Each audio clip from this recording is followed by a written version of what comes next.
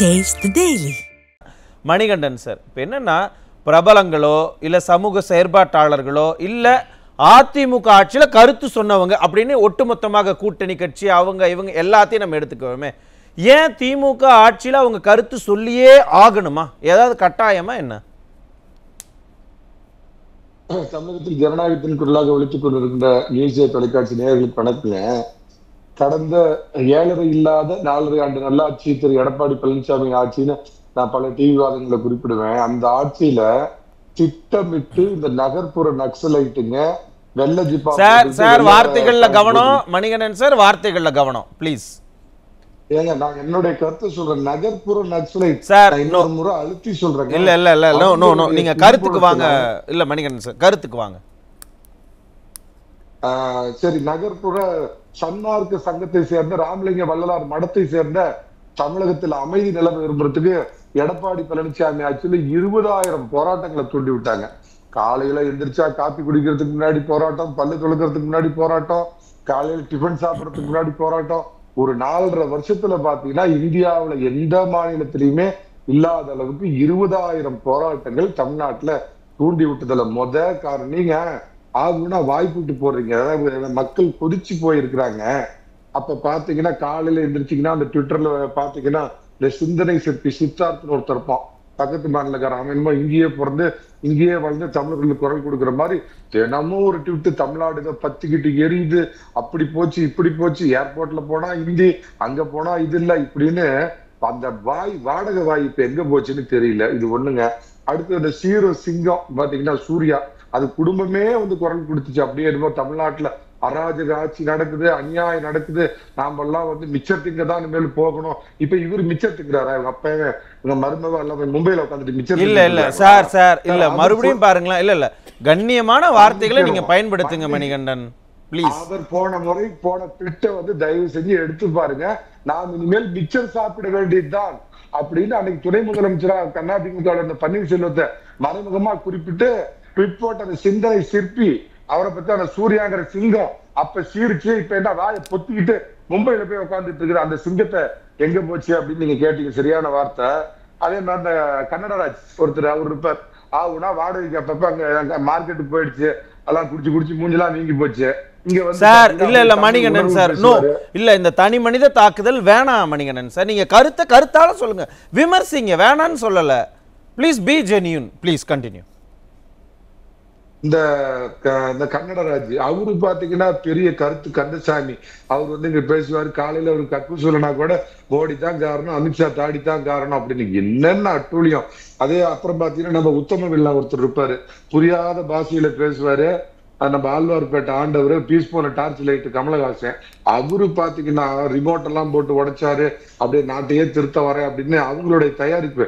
நீங்க ஒண்ணு புரிஞ்சுக்கிருக்கு எல்லாம் என்ன காரணம்னா, கமலஹாசன் எப்படி ஒரு வேடமிட்டு ஏதோ 2 கட்சி நான் எதுக்குறேன்னு சொல்லிட்டு அறிவாலயத்துடைய தயாரிப்பா வந்து அவங்களுக்கு ஆதரவா அதிமுகவுக்கு எதிர்ப்பா போக, அதாவது ஆளுங்கட்சிக்கு எதிர்ப்பான ஓட்டை பிரிச்சு அவங்களுக்கு ஒரு நல்ல கைங்கரியம் பண்ணி கொடுத்து அதோட விளைவு இன்னைக்கு ஒட்டு மொத்தமா போய் அவங்க கிட்ட அடிமையாய் போய் உட்காந்து இன்னைக்கு பாத்தீங்கன்னா 4 வருஷத்துல கிட்டத்தட்ட 1200 கோடி அவர் வாங்கியிருக்கிற சம்பளம் மட்டும். இது யாருக்காவது கிடைக்குமா? இது என்னன்னாங்க, இந்த அதிமுகவோட டிஎன்ஏ இல்ல அடிப்படை பிரச்சனை என்னன்னு கேட்டீங்கன்னா, கருணாநிதி 2006-11 இருந்தப்ப பாத்தீங்கன்னா ஒட்டு மொத்த திரைத்துறையை இப்படியே தான் கையில வச்சிருந்தாங்க. எனக்கு தெரிஞ்சு ஒரே ஒரு ஆண்மகன் அன்னைக்கு அஜித்குமார் மட்டும் எந்திரிச்சு எங்களை மிரட்டி இந்த பாசத்தலைவனுக்கு கருமாந்திர விழா, சாரி பாசத்தலைவனுக்கு பாராட்டு விழா அப்படின்னு சொல்லி எங்களெல்லாம் கூப்பிட்டு மிரட்டுறாங்கயா அப்படின்னு எந்திரிச்சு அன்னைக்கு அவர் பேசினப்ப சூப்பர் ஸ்டார் ரஜினிகாந்த் எந்திரிச்சு ஆமோதிச்சு கை தட்டினாரு. இவங்க வந்தாங்கன்னா ஒட்டு மொத்த திரைத்துறை, அப்ப பாத்தீங்கன்னா சன் பிக்சர்ஸ் குழுமம் ஒட்டு மொத்தமா அந்த திரைத்துறையை கண்ட்ரோல். இப்ப பாத்தீங்கன்னா ரெட் ஜெயின் மூவிஸ்னு இவங்களுடைய ஆதிக்கம் இப்ப வந்து வானம் வரைக்கும் போயிட்டாங்க. வெறும் திரைத்துறை மட்டும் பத்தாது, அதுல அடிச்சு கொல்ல போதாது அப்படின்னு புகழ் பெற்று நான் கேட்கறேங்க. கமலஹாசனுக்குலாம் இழுக்கு ரஜினிகாந்துக்கே நிலைமை ஆகி போச்சுங்க.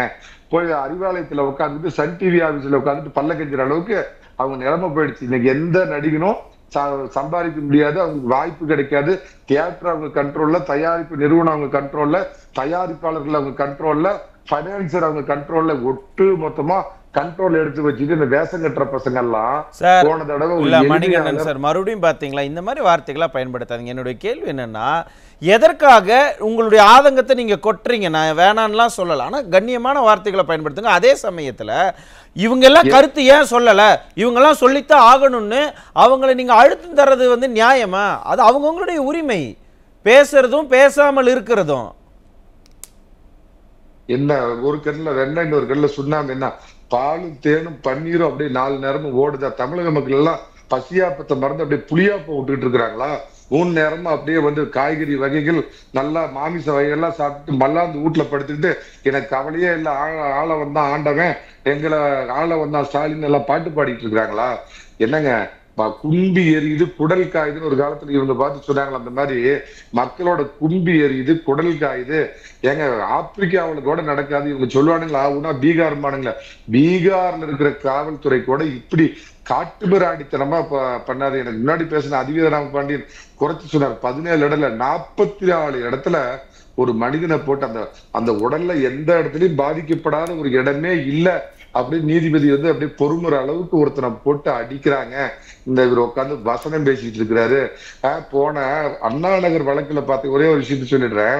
அந்த சிறுமி 6 வயது சிறுமி வழக்கு வந்து சிபிஐ விசாரணைக்கு அனுப்புறேன்னு சென்னை உயர் நீதிமன்றம் சொன்னப்ப 1 மணி நேரத்துக்கு 50 லட்சம் ரூபாய் ஃபீஸ் வாங்குற வடநாட்டு பிராமண வக்கீல கூட்டிட்டு வந்து அதுக்கு வாதாடினானுங்க. இப்ப தலைக்கு மேல போயிடுச்சு, அம்பலப்பட்டு போச்சு. எதிர்கட்சி தலைவருக்கு வந்து பகிங்கரமா எதிர்த்து நின்று இவங்களை அம்பலப்படுத்தி அதிமுக இவங்களோட அட்டூழியங்கள்லாம் அம்பலப்படுத்தி மக்கள் பொதுநிலைக்கு வந்தப்ப வேற வழி இல்ல. இன்னைக்கு மட்டும் என்ன சிபிஐ வானத்துல இருந்து குதிக்கலையா? இதே 6 மாசத்துக்கு 3 மாசத்துக்கு முன்னாடி எந்த இதனாலும் சிபிஐ நான் வானத்துல இருந்து குதிச்சுதா, எங்க ஸ்டேட் போலீஸே போதும், எங்க திராவிட போலீஸே போதும்னு சொல்லிட்டு இருந்தவங்க இன்னைக்கு இப்ப மாநில உரிமை இப்ப நொட்டலையா? சார் இல்ல மணிகண்டன் சார், இல்ல இப்படி வார்த்தைகள் எல்லாம் நான் அனுமதிக்க முடியாது சார். அன்பார்லிமெண்டரி எல்லாம் பேசக்கூடாது சார். பிளீஸ், நீங்க ஒரு அட்வொகேட், ஜெனியூனா பேசுங்க.